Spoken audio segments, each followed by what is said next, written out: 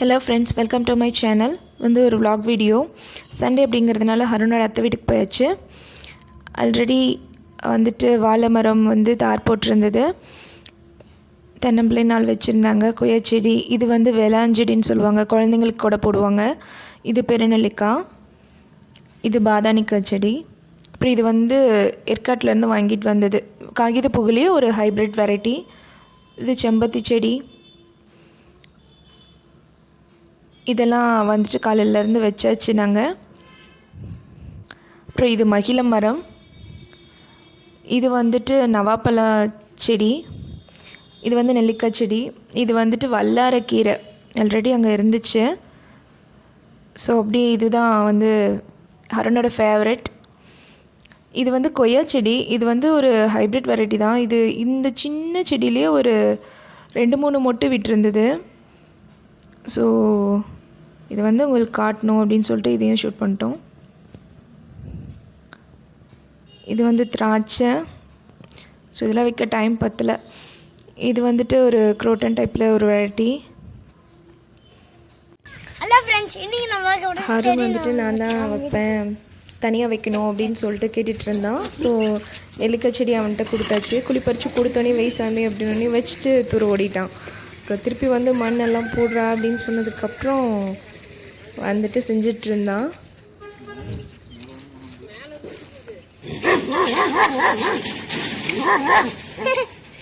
அவனுக்கு வந்து இந்த மாதிரி செய்கிறது ரொம்ப பிடிக்கும். ஸோ நான் தான் பண்ணுவேன்னு சொல்லிட்டு இதுக்கும் ஓடிட்டே இருந்தான்.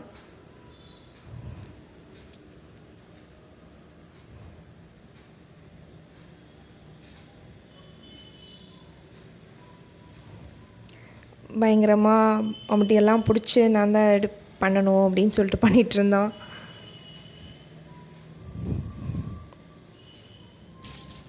ஹலோ ஃப்ரெண்ட்ஸ், நீங்கள் நம்மளாக கூட செடி அப்படின்னு வாங்க வீட்டுக்கு. இது வந்து 2வது செடி, இதுவும் அவனே தான் வைக்கணும் அப்படின்னு சொல்லிட்டு வச்சுட்டு இருந்தான்.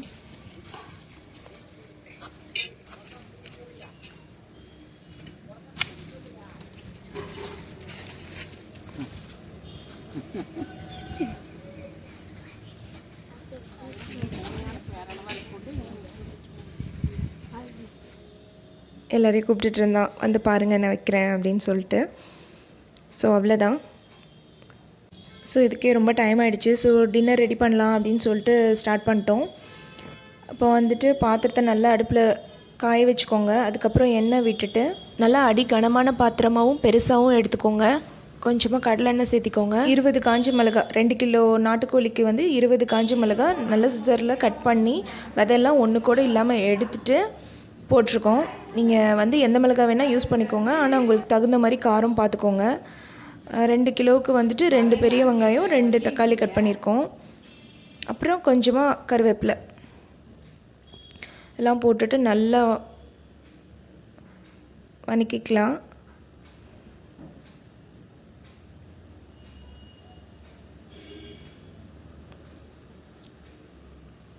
இப்போ வந்து தீ வந்து மீடியமாக இருந்தால் போதும்.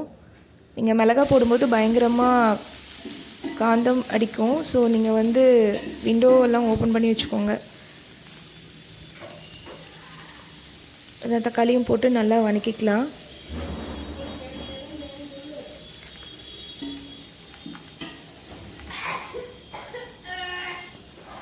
இதுவும் நல்லா வதங்கினதுக்கப்புறம்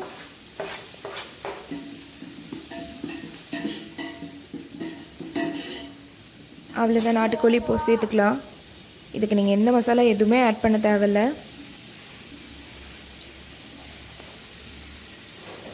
தீ வந்து இதுக்கு மேலே வந்து ஹை ஃப்ளேமில் வச்சுக்கோங்க. கறி வந்து அந்த தீயிலேயே வந்துட்டு நல்லா உருண்டுறணும்.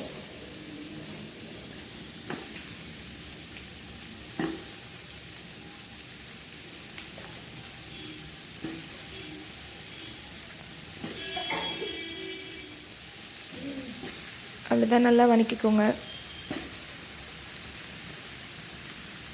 நல்லா அடிப்பிடிக்காமல் நல்லா வந்து கிளறி விட்டுட்டே இருங்க.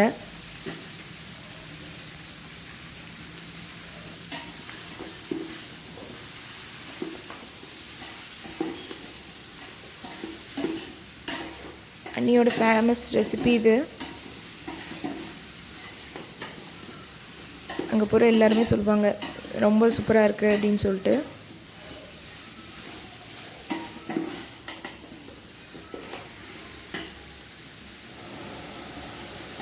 இதுக்கு மேலே தீ வந்து நல்லா ஹை ஃப்ளேமில் வச்சுட்டு ஒரு 15 மினிட்ஸ் நல்லா கிளறி விட்டுட்டு இருந்துட்டு அதுக்கப்புறம் உங்களுக்கு வேணுங்கிற அளவுக்கு மஞ்சள் தூள் சேர்த்திக்கோங்க.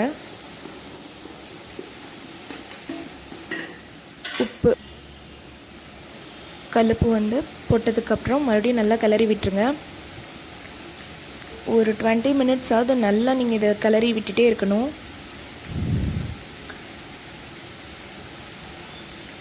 கறி வந்துட்டு நல்லா உருண்டுலையாக அந்த பதத்துக்கு வர வரைக்கும் நல்லா கிளறி விட்டு அதிலிருந்து இருக்கிற தண்ணியெல்லாம் பிரிஞ்சு அதுவும் நல்லா சுண்டி வர வரைக்கும் கிளறி விட்டுட்டே இருங்க.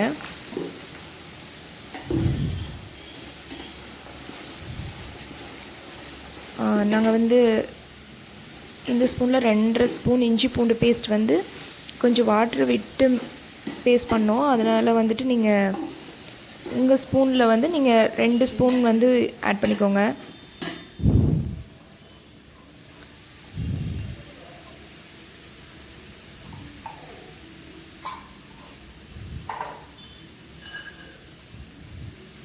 இதுக்கப்புறம் கொஞ்சம் அடி பிடிக்கிற மாதிரி இருந்தாலும் நீங்கள் நல்லா பார்த்து சேஃபாக கிளறி விட்டுட்டே இருங்க.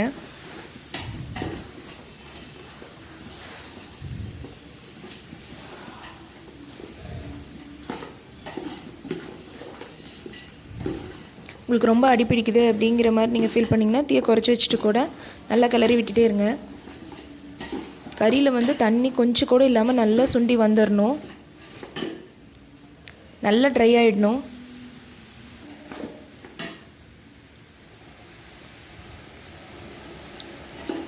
உங்களுக்கு பார்த்தா தெரியும் சுத்தமாக அதில் தண்ணியே இல்லை. இதுக்கப்புறம் கறி மூழ்கிற அளவுக்கு தண்ணி ஊற்றிக்கோங்க.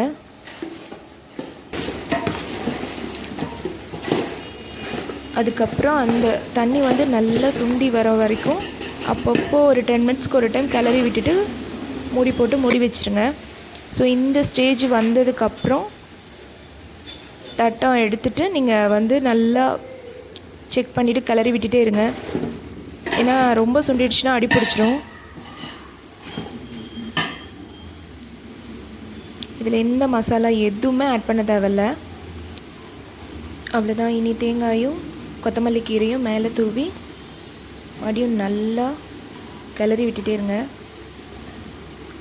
சுத்தமாக ட்ரை ஆகிடணும்.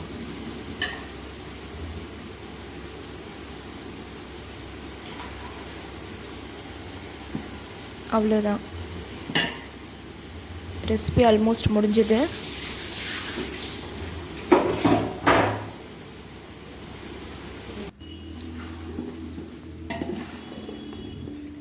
இன்னும் இதில் இன்னும் கொஞ்சம் வாட்டரியாக இருக்குது. இது இன்னும் கொஞ்சம் ஒரு 5 மினிட்ஸில் வந்து சுத்தமாக ட்ரை ஆகிடும்.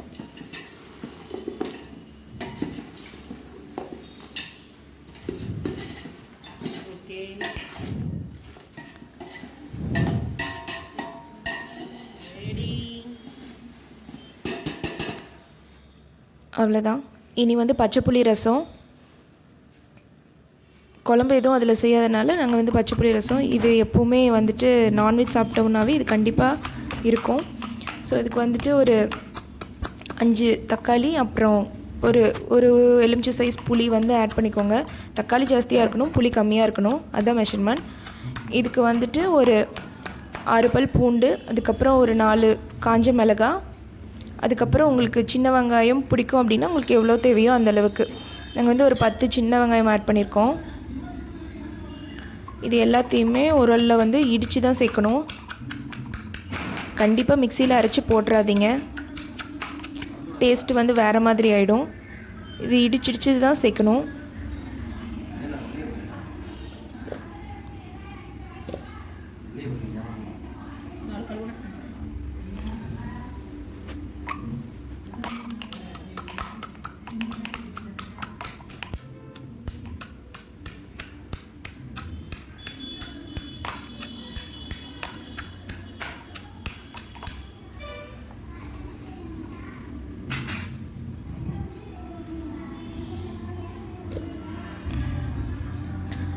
அது கூட வந்துட்டு கருவேப்பிலை அதையுமே இடித்து சேர்த்துக்கலாம். கொத்தமல்லி இலை,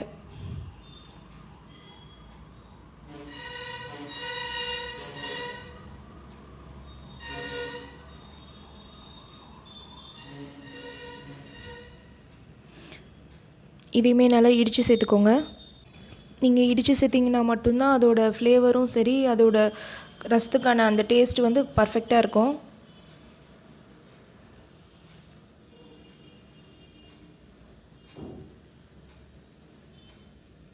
அவ்வளோதான்.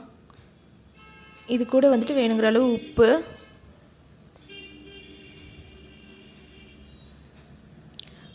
இது வந்துட்டு நீங்கள் நல்லா தக்காளியை வந்து நல்லா கையாலேயே வந்து பிணைஞ்சு கரைச்சிக்கோங்க.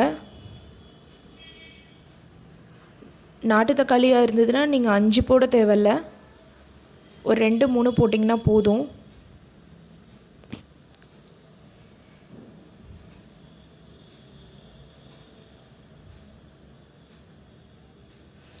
நார்மல் வாட்டரில் தான் வந்துட்டு ஊற வச்சுருந்தோம். நீங்கள் ஹாட் வாட்டரும் யூஸ் பண்ணிடாதீங்க. ஹாட் வாட்டர் யூஸ் பண்ணிங்கன்னா புளியோட டேஸ்ட் மாறிடும்.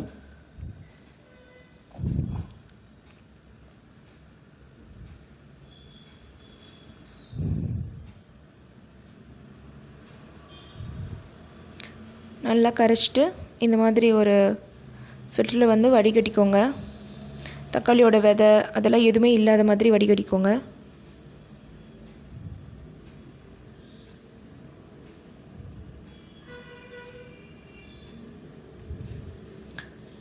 அகைன் இன்னும் கொஞ்சம் தண்ணி ஆட் பண்ணி இன்னொரு டைம் கரைச்சிக்கலாம்.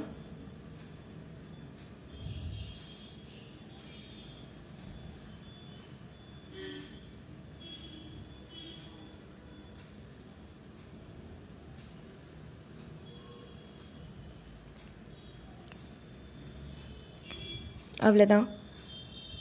புளி, உப்பு, காரம் இது 3மே வந்துட்டு பேலன்சிங்காக இருக்கான்னு செக் பண்ணிக்கோங்க. கடைசியாக ஒரு டைம் நல்லா கரைச்சி விட்டுக்கோங்க. அப்போ தான் வெங்காயம், பூண்டு அது எல்லாத்தோட ஃப்ளேவரும் வந்து ரசத்தில் இறங்கும்.